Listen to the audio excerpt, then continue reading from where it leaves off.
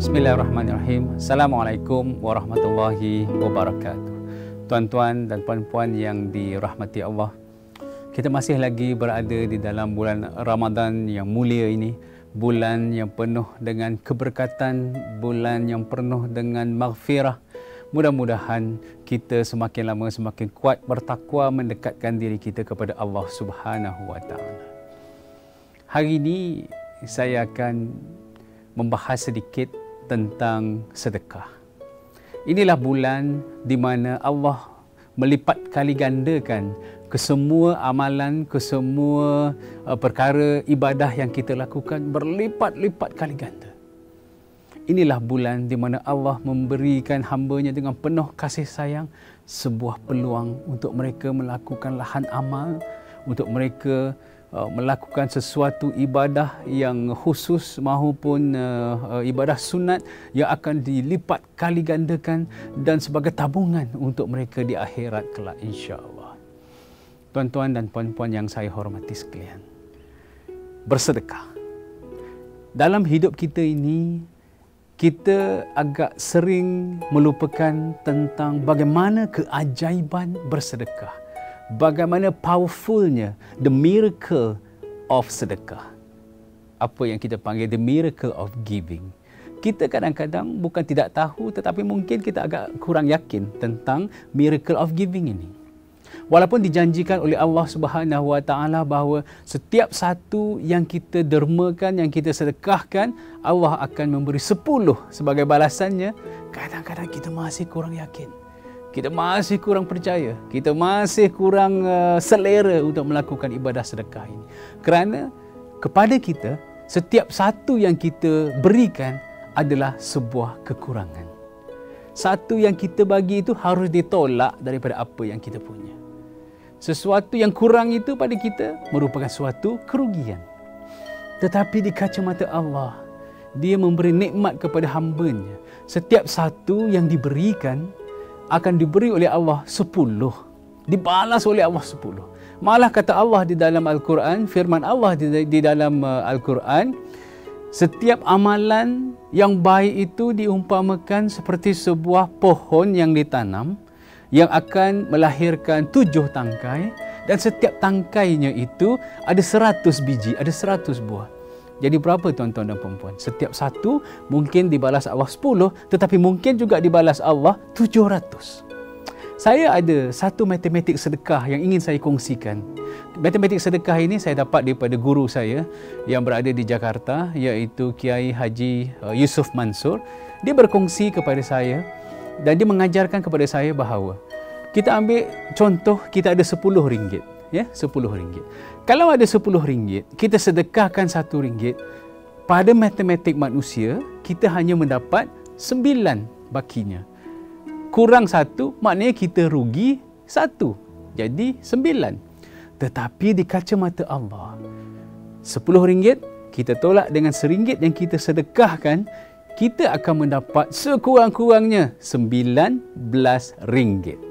Macam mana kita dapat RM19, tuan-tuan dan puan-puan? Iaitulah 10 tolak 1 dapat 9. 9 dicampur dengan setiap satu Allah bagi kita 10. 9 campur 10, jawapannya 19. Ambil contoh yang kedua. Kalau RM10 disedekahkan RM2, pada kacamata manusia kita mendapat RM8. Tetapi di kacamata Allah sangat ajaib dan sangat miracle.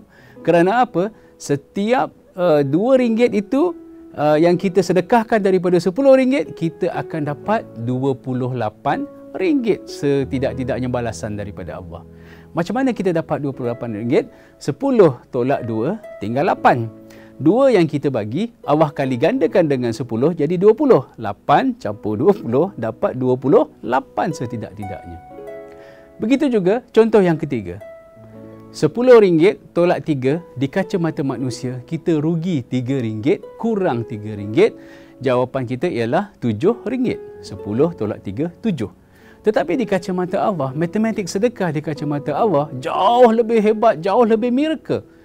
Kerana apa? Semakin banyak yang kita sedekahkan, semakin banyak pula yang kita dapatkan. 10 tolak 3, bakinya 7. 3 yang kita sedekahkan kali dengan 10. 3 kali 10, 30. Campur dengan 7, jawapannya 37. Nah, daripada 1 yang kita bagi, kita dapat 19. 2 yang kita bagi, kita dapat 28. 3 yang kita bagi, kita dapat 37. Inilah kehebatan, inilah rahmat yang Allah turunkan buat kita semua.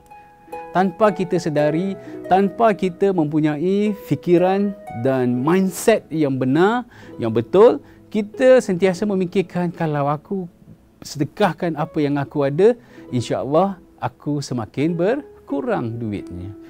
Semakin kurang maksudnya semakin rugi agaknya.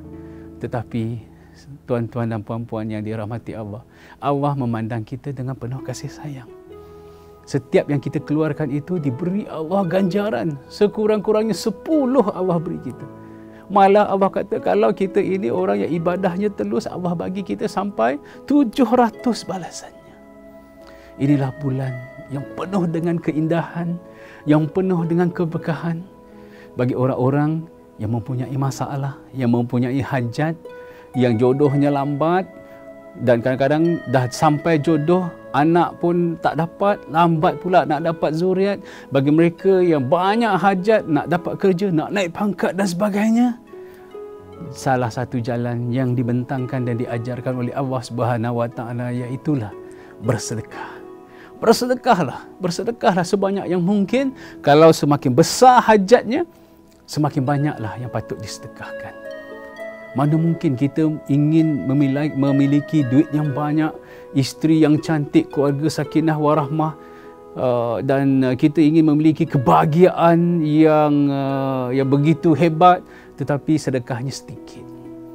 Kita diajar untuk bersedekah seberapa banyak yang kita mampu, supaya kita berkongsi apa juga yang kita ada dengan orang-orang lain, kerana di setiap harta yang kita miliki itu ada hak milik orang-orang yang lain. Itulah kita dianjurkan bersedekah, kita dianjurkan mengeluarkan zakat di dalam bulan Ramadan ini. Kerana apa? Kerana ini adalah tabungan. Tabungan yang disiapkan oleh Allah Subhanahu Wa Taala untuk kita, supaya kita menjadi orang yang jauh lebih berjaya. Kita mencari sebuah kedamaian, harta, ingin mencari duniawi, materialism, tetapi kita lupa Allah menyediakan accelerator. Allah menyediakan multiplier. Setiap satu dibalasnya 10. Dan kadang-kadang bukan 10, dibalas Allah sampai 700. Kenapa kita tidak mahu bersedekah? Kenapa kita ingin mengumpul harta kekayaan? Saya ada seorang sahabat di Bandung, Indonesia, yang bernama Kang Ato. Saya sering ke Bandung, saya sering memancing di Bandung. Setiap kali saya memancing, saya akan memberikan ke semua hasil tangkapan saya kepada Kang Ato. Tetapi Kang Ato dengan keadaannya yang kurang upaya, yang berdiri pun harus dibantu, dipapah dan sebagainya, Kang Ato tidak pernah mengambil kesemua tangkapan ikan yang saya berikan kepada beliau. Walaupun dia itu kurang upaya, bercakap pun tidak jelas, nak sujud solat pun susah, nak rukuk pun susah, berdiri susah. Tetapi Kang Ato mempunyai hati dan spirituality yang sangat hebat. Kang Ato tidak pernah mahu memiliki kesemua yang dia dapatkan. Malah dia hanya mengambil untuk keperluan dirinya sahaja. Selebihnya, Kang Ato mengagih-agihkan kepada jiran tetangga. Begitulah mulianya Kang Ato. Dan pada kita yang mempunyai segala yang kita miliki, segala kita boleh makan, kita nak beli pakaian, nak ke mana-mana, nak pergi melancong, kita punya kekuatan itu, tetapi evaluasi diri kita, introspeksi diri kita, berapa banyakkah sudah kita melakukan sedekah? Berapa banyakkah kita telah berkongsi segala kebahagiaan dan harta yang kita miliki ini kepada orang-orang yang memerlukannya? Berapa banyak kita enjoy dan kita menikmati dalam lingkungan kita? Begitulah Allah melatih kita supaya kita lebih budiman, lebih bersimpati kepada orang-orang yang kurang upaya. Bersedekahlah tuan-tuan dan puan-puan. telah saya buktikan keajaiban yang ditunjukkan oleh Allah Subhanahu wa taala. Dengan setiap yang kita dermakan, Allah melipat kali gandakan. Ini adalah janji Allah. Ini adalah janji Allah. Saya sendiri telah melaluinya, tuan-tuan dan puan-puan. Saya mempunyai suatu hajat yang besar. Saya berusaha bertahun-tahun untuk mencapai hajat itu. Tetapi Allah masih lagi merindui doa daripada saya dan Dia tidak mengabulkannya. Sampai suatu masa saya bertekad kepada diri saya, insya-Allah taala saya akan bersedekah dan melakukan sedekah ini hanya untuk Allah. Saya tidak bercerita untuk menunjukkan siapa saya, tetapi untuk menunjukkan bahawa cerita ini betul, kisah ini betul, janji Allah ini benar. Saya bersedekah dan memberi apa juga yang boleh kita beri, dan selepas itu memejamkan mata, insya-Allah taala Allah akan datang memberikan pertolongan. Benar janji Allah. Setelah kita pasrah, setelah kita tawakal, kita melakukan ikhtiar, kita berdoa, Allah datang melunaskan janji-janjinya. Malah Dia bukan beri apa yang saya hajatkan, tetapi memberi lebih daripada itu. Ini adalah soal keyakinan. Akidah kita kena mantap dan kita kena yakin bahawa Allah tidak pernah mungkir dengan janji-janjinya. Niatkan setiap sedekah yang kita ada itu untuk melunasi segala hajat-hajat kita, besar ataupun kecil. Sedekah itu mampu membantu kita untuk mencapai apa yang kita inginkan, tuan-tuan dan puan-puan. Nah, yang kurang pada kita sekarang ini, yang mungkin agak sedikit yang ada pada kita ini, ialah sebuah keyakinan. Kita mungkin belum yakin, tetapi ingat, ini firman Allah. Allah tidak pernah keliru dan tidak pernah Allah melanggar janji-janjinya. Yang perlu ada pada kita, lakukan. Bersedekahlah sebanyak yang mungkin. Dan ceritakan kepada Allah, munajatkan kepada Allah semua hajat-hajat kita dan bersedekah. Kita akan melihat keajaiban daripada Allah akan datang pada bulan yang mulia ini. Dengan amalan puasa kita ini untuk Allah. Puasa ini bukan untuk siapa. Puasa kita ini pahalanya hanya untuk Allah. Dengan kita berpuasa, dengan kita bersedekah, pasti Allah akan mengabulkan hajat-hajat kita. Yakin. Tetapi satu syarat. Setelah kita melakukan sedekah, jangan pernah melakukan antara 7 dosa besar yang telah disebut oleh Rasulullah SAW. Setelah sedekah, buat amal, jangan melakukan dosa besar. Apa dosa besar? Iaitu syirik kepada Allah antaranya. Jangan pernah syirik kepada Allah, jangan pernah meminta selain daripada Allah. Jangan pernah lari daripada medan perang. Jangan berzina. Jangan makan harta anak yatim. Jangan kita memakan riba. Itu antara dosa-dosa besar yang disebut oleh Rasulullah SAW. Tuan-tuan dan puan-puan, inilah masanya untuk melipat gandakan, untuk kita membuat banyak tabungan yang ada pada kesempatan ini. Bersedekah sebanyak yang mungkin. Yakin, hakul yakin, Allah akan datang membantu. Allah Tuhan yang maha mendengar. Kalau kita tidak berdoa, tidak bercakap kepada sesiapa pun, Allah maha tahu apa yang ada di dalam fikiran. Allah maha tahu apa yang ada di dalam hati kita. InsyaAllah, lakukanlah amal.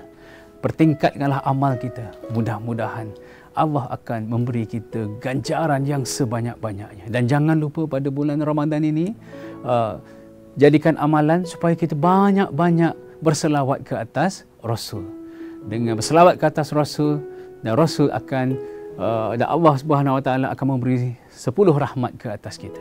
Perbanyakkan selawat, perbanyakkan zikir, insya-Allah taala kita akan jauh lebih bertakwa, jauh lebih hebat, insya-Allah.